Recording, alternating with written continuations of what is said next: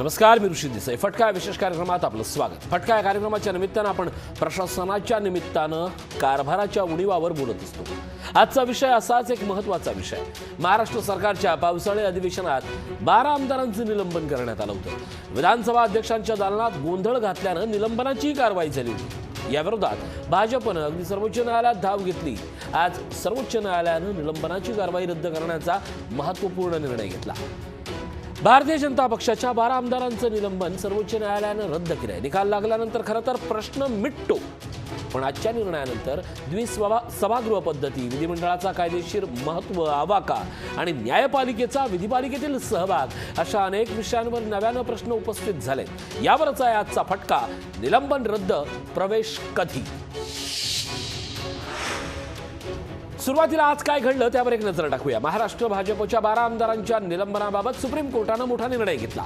वर्षभरासाठी निलंबित करण्यात आलेल्या भाजपच्या सर्व 12 आमदारांचं निलंबन सुप्रीम कोर्टानं रद्द केलंय. विधानसभा अध्यक्षांच्या दालनात राडा केल्यानं, अध्यक्षांना शिवीगाळ केल्यानं, तसंच तत्कालीन तालिका अध्यक्ष भास्कर जाधव यांच्या अंगावर धावून गेल्याचा आरोप करत भाजपच्या 12 आमदारांचं 5 जुलै 2021 रोजी वर्षभरासाठी निलंबन करण्यात आलं होतं. या प्रकरणी भाजपनं सुप्रीम कोर्टात धाव घेतली. कोर्टानं ऐतिहासिक निकाल देत भाजपच्या आमदारांचं निलंबन रद्द केलं. कोर्टानं आपल्या निर्णयात म्हटलंय की एका अधिवेशनापेक्षा जास्त काळाचं निलंबन सभागृहाच्या अधिकार क्षेत्रात नाही, असा निर्णय घेणं हे असंवैधानिक आहे, असं स्पष्ट नमूद केलंय. दरम्यान 12 आमदारांच्या निलंबनावरील सुनावणीवेळी सुप्रीम कोर्टानं राज्य सरकारला फटकारलं होतं. तब्बल 1 वर्षासाठी आमदारांचं निलंबन करणं हे योग्य होणार नाही, कारण एका आमदारांचं निलंबन म्हणजे केवळ एकट्याचं नसतं, तर त्या संपूर्ण मतदारसंघाचं निलंबन असतं. त्यामुळे या मतदारसंघाला दिलेली ही एक प्रकारची शिक्षाच म्हणायला हवी, असं सुप्रीम कोर्टानं म्हटलंय. 12 आमदारांचं निलंबन करताना सुप्रीम कोर्टानं नेमकं काय म्हटलंय त्यातल्या प्रमुख मुद्द्यांवर एक अगदी ओझरती नजर टाकूया. पहिला मुद्दा, भाजपच्या 12 आमदारांवर निलंबनाची कारवाई ही सुप्रीम कोर्टाकडून बातल करण्यात आली. दुसरा मुद्दा, आमदारांच्या निलंबनावर सुप्रीम कोर्टाचा हा पहिलाच निर्णय आहे. तिसरा मुद्दा, 5 जुलै 2021 रोजी महाराष्ट्राच्या पावसाळी अधिवेशनात हे निलंबन झालं होतं, मात्र हे निलंबन केवळ त्याच अधिवेशनापुरतं योग्य ठरलं असतं. चौथा मुद्दा, कोर्टाच्या म्हणण्यानुसार 1 वर्ष इतक्या प्रदीर्घ काळासाठी निलंबन हे असंवैधानिक आहे. पाचवा मुद्दा, कोर्टाचं म्हणणं आहे की एका आमदाराचं वर्षभरासाठी निलंबन म्हणजे संपूर्ण मतदारसंघाला शिक्षा देण्यासारखं आहे. म्हणूनच त्याला जोडून 6वा मुद्दा, आमदारांना 60 दिवसांपेक्षा जास्त काळ निलंबित करणं म्हणजे बडतर्फ करण्यासारखं आहे. पुढचा 7वा मुद्दा, कुठलाही मतदारसंघ हा 6 महिन्यांपेक्षा जास्त काळ विनाप्रतिनिधी राहणं अयोग्य. आता अशा प्रकारे निलंबन करणं म्हणजे लोकशाहीमध्ये चुकीचा पायंडा पडू शकतो. आमदारांना 60 दिवसांपेक्षा निलंबित करणं म्हणजे बडतर्फ झाल्यासारखं आहे. त्यामुळे कुठलाही मतदारसंघ हा 6 महिन्यांपेक्षा जास्त काळ विनाप्रतिनिधी राहणं हे अयोग्य आहे. म्हणूनच आमदारांचं 1 वर्षांसाठी निलंबन करणं हे चुकीचं आहे, असंही आज कोर्टानं नमूद केलंय. एकूणच सरकारच्या आजच्या निर्णयानं निलंबित आमदारांवर जर आपण हे कोण होते त्यांच्यावर एक नजर टाकूया. यामध्ये होते आशिष शेलार वांद्रे पश्चिम मतदारसंघ, अभिमन्यू पवार औसा मतदारसंघ, गिरीश महाजन जामनेर मतदारसंघ, पराग अळवणी विलेपार्ले, अतुल भातकळकर कांदिवली पूर्व, संजय कुटे जामोद जळगाव, योगेश सागर चारकोप, हरीश पिंपळे मूर्तिजापूर, जयकुमार रावल सिंदखेड, राम सातपुते माळशिरस, नारायण कुचे बदनापूर जालना, बंटी भांगडिया चिमूर. आता मुळात नेमका हा प्रकार काय होता त्याची एकदा थोडक्यात उजळणी करूया आणि मग टप्प्याटप्प्यानं या घटनाक्रमावर नजर टाकूया. बातमी आहे 5 जुलै 2021 ची. विधिमंडळ अधिवेशनाच्या पहिल्याच दिवशी अन्न आणि नागरी पुरवठा मंत्री छगन भुजबळ यांनी ओबीसी आरक्षणाशी संबंधित एक ठराव मांडला होता. केंद्र सरकारकडून एम्पिरिकल डाटा मिळवण्यासंदर्भात हा ठराव होता. त्याला भाजपच्या सदस्यांनी जोरदार विरोध केला. त्यावेळी काही सदस्यांनी सभागृहात गोंधळ घातला. तालिका अध्यक्षांसमोरचा माईक आणि राजदंड पळवण्याचा प्रयत्न करण्यात आला. सभागृह तहकूब झाल्यानंतरही हे सदस्य शांत झाले नाही. त्यांनी अध्यक्षांच्या दालनात येऊन गोंधळ घातला, अध्यक्षांना शिवीगाळ केली. स्वतः तालिका अध्यक्षांनी ही माहिती देत तीव्र नाराजी व्यक्त केली. दरम्यान भाजप सदस्यांच्या या गैरवर्तनाची गंभीर दखल घेत सत्ताधारी पक्षानं निलंबनाचा ठराव मांडला. संसदीय कामकाज मंत्री अनिल परब यांनी हा ठराव मांडला. हा ठराव आवाजी मतदारानं मंजूर करण्यात आला. त्यानुसार भाजपच्या 12 सदस्यांना 1 वर्षासाठी सभागृहातून निलंबित करण्यात आलं। त्यामध्ये अर्थातच संजय कुटे, आशिष शेलार, अभिमन्यू पवार, गिरीश महाजन, अतुल भातखळकर, पारा गळवणी, हरीश पिंपळी, राम सातपुते, जयकुमार रावल, योगेश सागर, नारायण कुचे, कीर्तिकुमार भांगडिया यांचा समावेश होता। आता निलंबित सदस्यांना पुढील वर्षभर मुंबई आणि नागपूर विधिमंडळाच्या आवारात प्रवेश करण्यास सक्त मनाई करण्यात आली। आता यानंतर 22 जुलैची बातमी। इतर मागासवर्गीयांचं राजकीय आरक्षण कायम राहण्याकरता केंद्राकडून सांख्यिकी माहिती मिळावी यासाठी पावसाळी अधिवेशनावेळी विधानसभेत मांडण्यात आलेल्या ठरावावेळी विरोधकांनी जोरदार गोंधळ केला। अध्यक्षांच्या दालनात पीठासीन अधिकारी भास्कर जाधव यांना शिवीगाळ आणि अंगावर धावून जाण्याचा प्रयत्न केल्याप्रकरणी भाजपच्या 12 आमदारांना 1 वर्षासाठी या अगोदरच निलंबित करण्यात आलं। या निलंबनाच्या निषेधार्थ भाजपनं कामकाजावर बहिष्कार टाकत सभात्याग केला। त्यानंतर निलंबित 12 आमदारांनी राज्यपालांची भेट घेऊन ही एकतर्फी कारवाई असल्याची तक्रार करत योग्य ती कारवाई करण्याची आणि आता या दिवशी 12 आमदारांनी निलंबनाच्या कारवाई विरोधात सर्वोच्च न्यायालयात धाव घेतली। आता या पुढची बातमी। भाजपच्या 12 आमदारांनी राज्य सरकार विरोधात याचिका दाखल केली। विधानसभेच्या दालनात गोंधळ घातल्यानंतर 12 आमदारांवर कारवाई करण्यात आली। त्यानंतर या आमदारांचं निलंबन करण्यात आलं। त्याची तक्रार मुख्यमंत्र्यांकडे करण्यात आली। या निलंबनानंतर भाजपनं सभागृहावर बहिष्कार टाकला। त्यानंतर आता भाजपचे 12 आमदार हे सर्वोच्च न्यायालयात गेले होते। त्यामुळे आता निलंबनाच्या कारवाईवर नेमका काय निर्णय लागतो याकडे आजपर्यंत लक्ष लागलं होतं। दरम्यान या प्रकरणी गोंधळ झाल्यावर विरोधी पक्षनेते यांनी सभागृहात जर दिलगिरी मागितली असेल तर आता मात्र या सगळ्या मुद्द्यांच्या निर्णयावर प्रभाव पाडण्यात आलाय का हा खरा प्रश्न आहे। दरम्यान कोर्टाचा निकाल अंतिम हा जर वस्तुपाठ किंवा अंतिम सत्य आपण जर लोकशाहीत मानत असू तर त्याला आता नेमकं काय म्हणणार हा प्रश्न निर्माण होतो। कारण अशाच एका लोकप्रतिनिधीच्या खटल्यावेळी कोर्टानं मांडलेली जुनी सायटेशन समोर येत असल्यामुळे आता आणखीन अडचणीत वाढ होण्याची शक्यता आहे। गैरवर्तन करणाऱ्यांचं वर्तन खपवून घेतलं जायला नको असं केरळच्या अशाच एका प्रकरणात सर्वोच्च न्यायालयानं म्हटलं होतं। ते सायटेशन आता सगळ्यांचं लक्ष वेधू लागलंय। दरम्यान निलंबन हे गैरवर्तनासाठी आहे का की केवळ ते राजकीय स्वरूपाचं निलंबन आहे? आणि असं जरी असलं तरी आंतरराष्ट्रीय अभ्यासकांच्या दृष्टीनं हा विषय अत्यंत महत्त्वाचा आहे। सभागृहाच्या बाहेर येऊन विरोधी पक्षनेते खोटं आणि दिशाभूल करणारं बोलून गेले आहेत। आमच्या 1-2 आमदारांनी चुकीची भाषा वापरली, गैरवर्तन केलं असं विरोधी पक्षनेत्यांनी त्यावेळी सभागृहात सारवासारव करताना मान्य केलं होतं। 5 जुलै 2021 रोजी महाराष्ट्र विधानसभेच्या पावसाळी अधिवेशनाच्या पहिल्याच दिवशी 12 आमदारांना गैरवर्तन केल्यामुळे 1 वर्षासाठी निलंबित करण्यात आलं। शिवसेना आमदार आणि तालिका अध्यक्ष भास्कर जाधव हे कामकाज पाहत असले तरी ओबीसी आरक्षणावरून भाजप सदस्यांनी गोंधळ घातला होता। सदस्यांनी सभागृहात घोषणाबाजी केली आणि नंतर अध्यक्षांच्या चेंबरमध्ये धक्काबुक्की केल्याचं तालिका अध्यक्ष भास्कर जाधव यांनी सांगितलं। विधानसभेत एक पतानं 12 आमदारांचा 1 वर्षासाठी त्यांना निलंबन करण्यात आलं। हा सगळा घटनाक्रम त्या गोष्टीनुसार हे महत्त्वाचं आहे। आज निर्णय काही आला असला तरी हे जे निलंबन आहे ते उद्याच्या उद्या रद्द होणार नाहीये किंवा पीठासीन अधिकारी किंवा सभापतींच्या निर्णयाला आव्हान म्हणून सुप्रीम कोर्टाचा हा निर्णय झाला असला तरी आता विधिमंडळ विरुद्ध न्यायपालिका असा संघर्ष सुरू होणार आहे का? आणि महाविकास आघाडीला धक्का म्हणताना जर विरोधक याचे राजकीय संदर्भ शोधणार असतील तर मग आमदारांच्या अधिवेशनाच्या प्रवेशाची चर्चा आता राजकीयच बनणार आहे का? आणि याला कारणही ठरलंय। तत्कालीन पीठासीन अधिकारी भास्कर जाधव यांनी दिलेली ह्याची प्रतिक्रिया ऐकूया आणि मग चर्चेला जाऊया।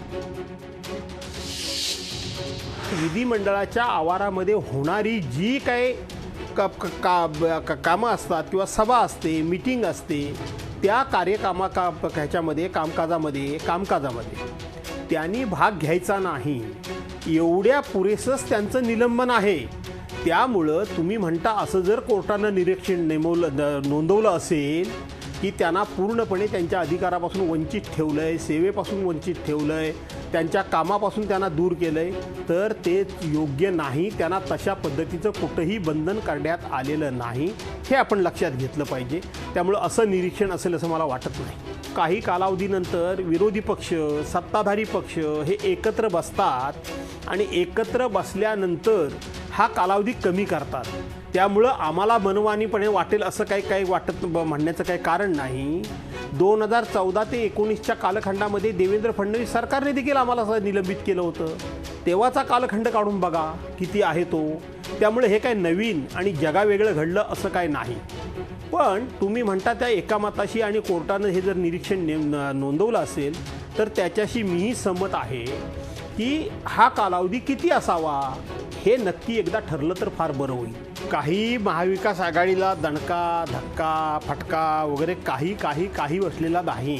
हा निर्णय केवळ महाराष्ट्रामधला किंवा महाराष्ट्रातल्या संसदीय कार्यमंडळानं विधिमंडळानं हा निर्णय घेतला आणि तेवढ्या पुरेसा हा निर्णय मर्यादित नाही आहे. तर सुप्रीम कोर्टानं हा जो निर्णय किंवा हे मत जे नोंदवलं आहे ते देशामधल्या सगळ्याच विधानसभांना विधिमंडळाला हे लागू होईल. देशामधल्या लोकसभेला राज्यसभेला देखील सुप्रीम कोर्टाचं हे मत लागू होईल आणि म्हणून या संदर्भातला हा निर्णय जो आहे तो सर्वदूर सर्वांवर परिणाम करणारा हा निर्णय आहे. आज काय घडलं, यापूर्वी काय घडलं आणि आज भास्कर जाधव यांची प्रतिक्रिया, हा सगळा घटनाक्रम आजच्या चर्चेत अत्यंत महत्त्वाचा आहे. म्हणूनच अनेक प्रश्न आज या एका निर्णयानंतर निर्माण झाले. आजचा निर्णय हा फक्त महाविकास आघाडीला धक्का असं म्हणणं म्हणजे फक्त ते केवळ राजकीयदृष्ट्या उथळ विधान असू शकतं आणि ते फक्त अर्थातच राजकीय नेते करू शकतात. पण या सगळ्याच्या निमित्तानं विधिमंडळाच्या हक्कावर सुप्रीम कोर्टाच्या निर्णयाच्या बंधनकारकता ही आता चर्चेला येणार. त्याच वेळी आता दरवेळी प्रत्येक राज्यात असं काही घडलं तर प्रत्येक वेळी कोर्टात जाण्याचा मार्ग खुला झालाय का? मुळात आजचा निर्णय नेमका काय हे समजणं जास्त गरजेचं आहे. आणि यासाठीच आपल्या सोबत आहेत घटना अभ्यासक आणि ॲडव्होकेट कायदेतज्ञ असीम सरोदे.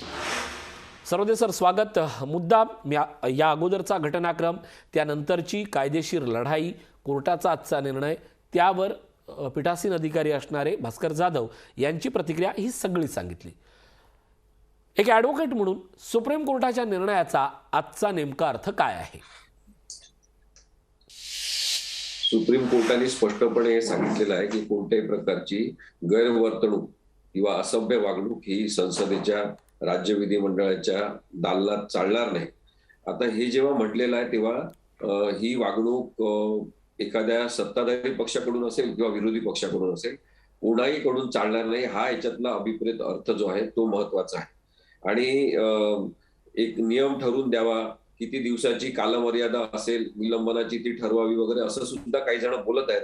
परंतु भारतीय संविधानामधल्या कलम 190(4) याचा उल्लेख सर्वोच्च न्यायालयाने आजच्या जजमेंटमध्ये करताना त्याच्यामध्ये 60 दिवसाची जी मर्यादा आहे ती त्यांनी यासाठी निलंबनासाठी सुद्धा ग्राह्य धरलेली आहे. म्हणजे ती जी 190(4) मधली 60 दिवसाची कालमर्यादा आहे ती कोणीही सभागृहाची परवानगी न घेता सतत 60 दिवस किंवा त्यापेक्षा जास्त काळ गैरहजर राहू नये अशा स्वरूपाची आहे. परंतु तीच कालमर्यादा निलंबनासाठी सुद्धा आता सर्वोच्च न्यायालयाने लागू केलेली आहे. त्यामुळे सर्वोच्च न्यायालयाने दिलेल्या निर्णयातून एक प्रकारचा नवीन नियम आता तयार झालेला आहे की 60 दिवसापेक्षा जास्त कालावधीसाठी कोणालाही निलंबित ठेवता येत नाही. कारण की त्याचा थेट संबंध हा मतदारांनी निवडून दिलेल्या लोकप्रतिनिधीशी, त्यांनी मतदारसंघातल्या काम करण्याशी आहे आणि म्हणून त्याला जास्त दिवस निलंबित ठेवता येणार नाही. खरं तर इथे प्रपोर्शनेट पनिशमेंटचं तत्व सर्वोच्च न्यायालयाने स्वीकारलेलं आहे असं दिसते की एखादी चूक झाली असेल तर त्या संदर्भात तशाच स्वरूपाची किंवा त्याच्याशी प्रमाणशीर अशी शिक्षा असली पाहिजे. ही अप्रमाणशीर शिक्षा जी होती 1 वर्षाची ती अतार्किक स्वरूपाची होती. त्यामुळे ती सर्वोच्च न्यायालयाने हाणून पाडलेली आहे आणि ती असंवैधानिक स्वरूपाची शिक्षा आहे असं त्यांनी स्पष्ट केलेलं आहे. यानंतर सुद्धा आता कोणालाही अशा प्रकारची शिक्षा देता येणार नाही. पण त्याचबरोबर हा महत्वाचा मुद्दा आहे की डिसऑर्डरली कंडक्ट हा शब्द त्यांनी वापरलेला आहे की असभ्य आणि गैरवर्तणूक स्वरूपाची कोणती वागणूक संसदेत या लोकांनी करूच नाही. म्हणजे इतके पक्षीय कसे काय होऊ शकतात लोक? निवडून आल्यावर सभागृहात पाय ठेवत असताना तुम्ही केवळ त्या मतदारसंघाचे प्रतिनिधी म्हणून हजर राहिले पाहिजे. जास्तीत जास्त वेळा पक्षाचा विचार न करता मतदारसंघातील विकास कामांचा विचार केला पाहिजे. पण तिथे सुद्धा पक्षीय बलाबलाचा विचार करून आणि पक्षीय भूमिका घेत असताना हे लोक हिंसक होतात. म्हणजे असं झालेलं आहे का की एखाद्या अत्यंत महत्वाच्या सामाजिक विषयावर हे हिंसक झालेले आहेत किंवा गैरवर्तणूक केलेली आहे? तसं नाहीये. तर हे पक्षाची भूमिका घेत असताना गैरवर्तणूक यांची झालेली आहे. त्यामुळे या संदर्भात मला असं वाटतं की त्यांनी सुद्धा यानंतर लक्षात ठेवलं पाहिजे. मला सांगायचं आहे की राजाराम पोळ ही केस जी महत्वाची आहे त्याचा संदर्भ सर्वोच्च न्यायालयाने घेतलेला की कायदे मंडळाची कार्यवाही सुरू असताना बेकायदेशीर असंवैधानिक वर्तन करून ते कामकाज दूषित करण्याचा प्रयत्न कोणी करू नये आणि अशा प्रकारे काही केलं असेल तर याचा अर्थ विशेषाधिकाऱ्याच्या खाली संसदेत किंवा विधानसभेत चाललेलं कामकाजाला संरक्षण आहे, त्याला कोणीच प्रश्न विचारू शकत नाही असं नाही. तर घटनात्मकता तपासण्याची जबाबदारी सर्वोच्च न्यायालय आणि उच्च न्यायालयांवर आहे. त्यामुळे त्याबद्दलची दखल ते घेऊ शकतात आणि असा निर्णय सुद्धा होऊ शकतो. हा एक महत्वाचा मला वाटते की केंद्र सरकार, राज्य सरकार, विधिमंडळाचं कामकाज आणि सर्वोच्च न्यायालय किंवा उच्च न्यायालयाचे अधिकार क्षेत्र या संदर्भातला एक महत्वाचा सुद्धा हा निर्णय आहे. नक्कीच यावरचाच एक महत्त्वाचा प्रश्न कारण विधिमंडळाच्या पीठासीन अधिकाऱ्यांनी घेतलेला हा निर्णय होता. अर्थात त्याचा राजकीय रंग आता समोर येऊ लागलाय. मवी आला धक्का. मुळात एक गोष्ट आपण समजून घेतली पाहिजे की हा त्या सभागृहाचा निर्णय होता. सभागृहात काय गोंधळ घातला यापेक्षाही जास्त सभागृहाच्या बाहेर कार्यालयात जाऊन तत्कालीन सभापतींना गैरवर्तणूक केल्याचा हा मुद्दा होता. आता जर या सगळ्या प्रश्नात जर पुन्हा राजकारण सत्ताधाऱ्यांकडनं सुरू झालं तर मग सुप्रीम कोर्टाच्या निर्णयाला आव्हान देता येऊ शकतं का? सुप्रीम कोर्टाच्या निर्णयाला आव्हान देता येत असलं तरी कोणी आव्हान देणार नाही असं माझं स्पष्ट मत आहे. अगदी. पण दुसरा एक मार्ग वापरला जाऊ शकतो की निलंबन रद्द केलेलं आहे, पण विधानसभेच्या आवारात प्रवेश द्यायचा की नाही, विधानसभेच्या सभागृहात प्रवेश द्यायचा की नाही याबद्दलचे सगळे निर्णय हे सभापती घेऊ शकतात आणि त्यामुळे कदाचित तसा निर्णय सुद्धा होण्याची शक्यता आहे राजकारणाचा भाग म्हणून की निलंबन रद्द झालं असेल पण सभागृहाचे सभापती तुम्हाला आतमध्ये येऊ देणार नाही. तर अशा प्रकारचं बंधन घालता येऊ शकते. मला तरी पण वाटते की अशी कोणतीही अधिकाराची भाषा ही सभापतींनी किंवा सत्ताधारी पक्षांनी करू नये आणि ज्यांचं निलंबन रद्द झालंय त्यांना त्यांनी प्रवेश द्यावा, त्यांना कामकाजात सहभागी होऊ द्यावं आणि कोणत्याही प्रकारे अपील सुद्धा या विषयावर करू नये. कारण की हा विषय आता सर्वोच्च न्यायालयाने नक्कीच तो सर्वोच्च न्यायालयाचा आपण मान समजतो. आता याच्यातलाच एक संदर्भित भाग, आता हा सुप्रीम कोर्टाचा हा निकाल झालेला आहे. विधिमंडळातला हा निकाल नेमका विधिमंडळासमोर आणणार कोण, सभागृहासमोर आणणार कोण आणि पोचवणार कोण, ही जबाबदारी कोणावर असते? सर्वोच्च न्यायालय किंवा उच्च न्यायालय जेव्हा एखादा निर्णय देतात आणि तो निर्णय जाहीर होतो त्यावेळेस तो सगळ्यांना माहिती झालेला आहे असं समजण्यात येते. तो प्रत्यक्ष कोणीतरी नेऊन द्यायचा, प्रिंटआउट काढून त्यांना द्यायची असं काही अपेक्षित नाहीये. त्यामुळे हा निर्णय वेबसाईटवर जाहीर झालेला आहे आणि हा निर्णय आता सगळ्यांना माहीत झाला असं गृहीत धरण्यात येत असते कायद्यामध्ये. त्यामुळे या निर्णयाची सगळ्यांना व्यवस्थित माहिती झालेली आहे असंच कायद्याच्या दृष्टिकोनातून समजण्यात येईल. नक्कीच न्यायालयाच्या या निर्णयानंतर अर्थातच कुठल्याही निर्णयानंतर किंवा राजकारण कुठल्या मुद्द्यावर करावं याच्यावर आपल्याकडे कुठलाही आचारसंहिता नाही आहे. न्यायालयाच्या या निर्णयानंतर कुरघोडीच्या राजकारणात वाढ होईल का? या मुद्दा सोडला तर पुन्हा दुसऱ्या मुद्द्यावरून अगदी कोर्टाच्या भूमिकेबद्दल किंवा आता नेमकं काय अशा प्रकारचं राजकारण किंवा ही लढाई कायदेशीर पातळीवर सुरू होईल का, हा स्पेसिफिक माझा प्रश्न आहे.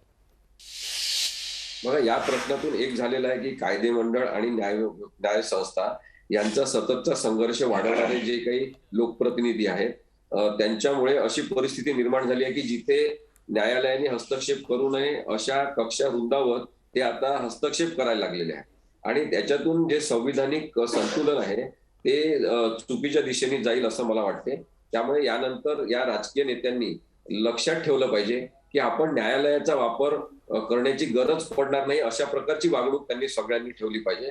नाहीतर हा जो संघर्ष आहे की न्यायव्यवस्था आणि विधिमंडळ यांचा सतत टकराव होणं, राज्यपाल आणि न्यायसंस्था यांचा सतत टकराव होणं किंवा मंत्रिमंडळ आणि राज्यपाल यांचा सतत संघर्ष होणं ही काही संविधानिक दृष्टिकोनातून चांगली परिस्थिती नाहीये.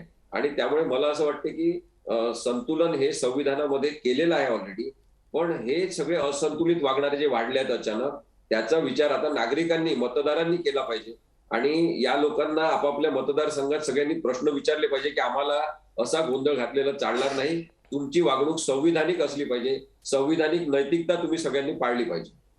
नक्कीच अगदी एक शेवटचा महत्त्वाचा प्रश्न, खरं तर कुठलाही न्याय निर्णय होतो, निकाल होतो तर तो केवळ त्या केस पुरता नाही आहे तर भविष्यात ज्यावेळी आपण म्हणतो हे सायटेशन होतं आणि या सायटेशनचे दुर्गामी परिणाम दिसतात. जसं आपण बोलताना पोळ वर्सेस स्टेट गव्हर्नमेंटचा एक उल्लेख दिला होता तसं या निर्णयाचा भविष्यात कालावधी एक आपल्याला त्याचा परिणाम दिसतो. आणखीन काय राजकीय परिणाम दिसत आहेत?